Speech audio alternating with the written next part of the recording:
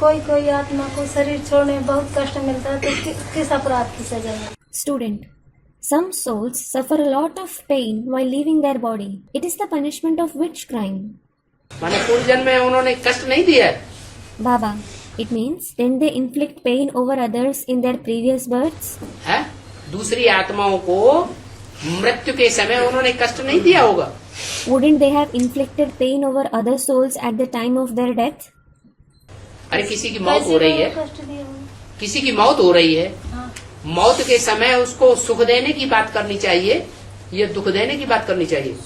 Arey, when someone is dying, should you talk about something that gives him joy or something that gives him sorrow at the time of death? है? और किसी ने दुख दे दिया अंत मते, तो उसका हिसाब किताब नहीं बनेगा।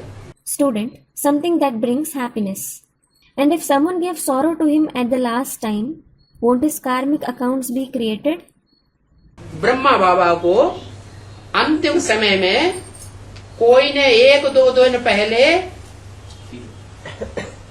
दुख दे दिया। In the end, someone gave sorrow to Brahma Baba 1 to 2 days before his death. World renewal trust बना लिया, He made the World Renewal Trust. सारी ब्राह्मणों की प्रॉपर्टी और संस्था को अपनी मुट्ठी में कर लिया। He took the entire property of the Brahmins and the organization in his hand.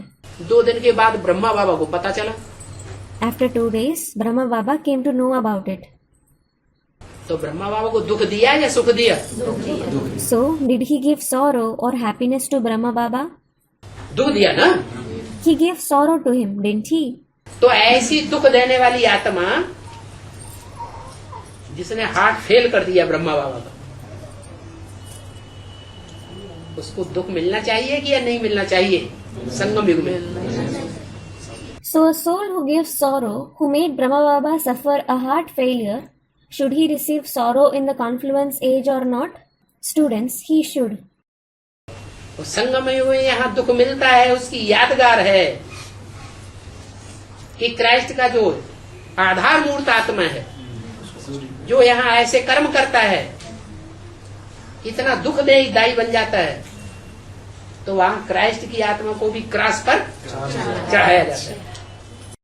He should suffer sorrow here in the confluence age, as its Yadgar, the root form soul of Christ, who performs such actions here, who becomes so sorrow-giving